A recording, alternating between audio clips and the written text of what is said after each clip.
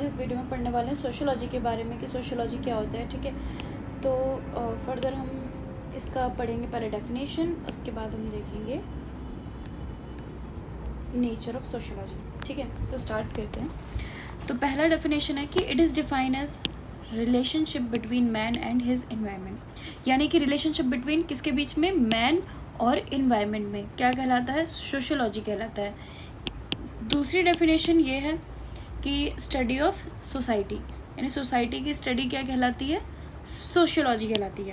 तो ये दो डेफिनेशन थी जो बहुत इजी डेफिनेशन थी, मैंने वही लिखी हैं सिर्फ, और भी टफ थी तो मैंने उनको छोड़ा। तो ये दो डेफिनेशन भी लिख देंगे तो मार्क्स मिल जाएंगे। दूसरा है नेचर ऑफ सोशियोलॉजी, कि सोशियोलॉजी का नेचर कैसा है, इसका स्कोप और नेचर क्वेश्चन बहुत पूछा जाता है क्वेश्चन उसमें एग्ज़ाम में, तो अच्छे से पढ़ना है इसको। ठीक है, सोशियोलॉजी इसके अब नेचर ऑफ सोशियोलॉजी पढ़ेंगे तो इसमें बेसिकली दो थे पॉइंट ऑफ व्यू साइंटिस्ट के। कुछ थे जो कहते थे कि सोशियोलॉजी एज अ साइंस, कुछ कहते थे जिनका अपोजिट व्यू था नेचर ऑफ सोशियोलॉजी के कि ये साइंस नहीं है, कुछ कहते थे ये साइंस है। तो अब उनके बारे में पढ़ेंगे जो कहते थे कि सोशियोलॉजी क्या है, साइंस है। ठीक है, तो it studies social phenomena, sociology क्या करता है, स्टडी करता है सोशल फिनोमिनन्स को स्टडी करते हैं, इसलिए हम इसे क्या बोलते हैं, mother of all social sciences, इसलिए हम सोशियोलॉजी को ये भी बोलते हैं। ये क्या है, इसमें अब साइंटिफिक मेथड यूज़ करते हैं, केयरफुल ऑब्जर्वेशन होती है, एनालाइज करते हैं, एनालिसिस होता है, and organize in systematic fashion, उसके बाद उसको ऑर्गेनाइज कर देते हैं। तो इस वजह से भी ये पॉइंट इसको प्रूव करता है कि सोशियोलॉजी एक साइंस है। तीसरा पॉइंट क्या है कि सोशियोलॉजी फैक्चुअल है, यानी कि इसमें ना सिर्फ फैक्ट्स इंक्लूड किए गए हैं, साइंटिफिक प्रिंसिपल्स हैं इसमें, कुछ भी ऐसे मनगढ़ंत नहीं है, इसमें फैक्ट्स का यूज़ किया है, इसीलिए ये सोशियोलॉजी साइंस है। एक पॉइंट ये हो गया। दूसरा पॉइंट ये है कि sociology frames laws and attempts to predict.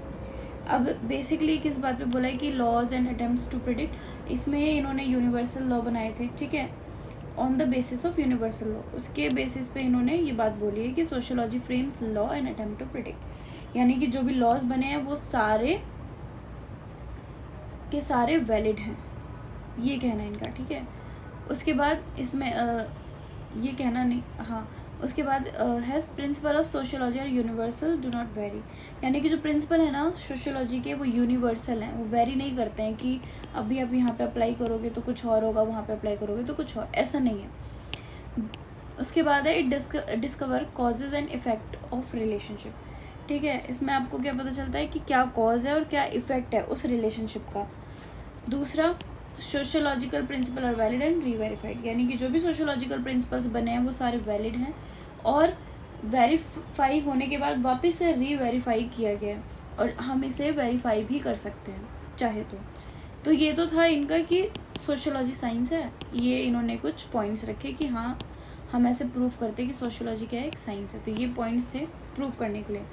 अब कुछ लोग थे जो कहते थे कि नहीं सोशियोलॉजी साइंस नहीं है, तो उन्होंने ये कुछ पॉइंट्स रखे प्रूव करने के लिए। तो उनमें से पहला पॉइंट है कि इट लैक्स एक्सपेरिमेंटेशन, यानी कि इसमें एक्सपेरिमेंट है ही नहीं, ना ही तो हम इसे मेज़र कर सकते हैं, ना ही तो हम इसे वेट कर सकते हैं, ना ही तो हम इसे एनालाइज कर सकते हैं, तो इसलिए इसमें एक्सपेरिमेंटेशन की कमी होने की वजह से हम इसे साइंस नहीं मानते हैं, ऐसा उनका कहना था साइंटिस्ट का।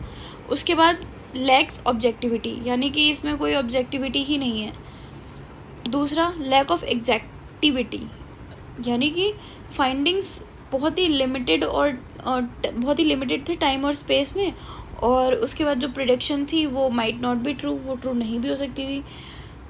तो एग्जैक्ट हमें नहीं पता था कि हम कह रहे हैं कि हाँ ये सच होगा, लेकिन क्या पता कि वो झूठ भी हो सकता है। तो इस वजह से इन्होंने बोला कि सोशियोलॉजी मतलब साइंस नहीं है, वो इस वजह से एक और पॉइंट रखते थे कि इसमें एग्जैक्टिविटी की कमी होने की वजह से वो इसे साइंस नहीं मानते हैं। उसके बाद है inability to measure subject matter.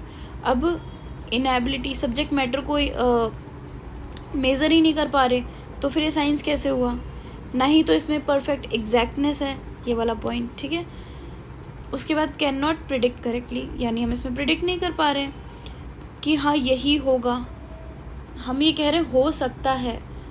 ठीक है, तो दोनों में बहुत डिफरेंस है, तो इस वजह से साइंटिस्ट ने दो राय दी थी। एक का कहना है, कुछ का कहना है कि ये साइंस है और कुछ का कहना है कि ये साइंस नहीं है।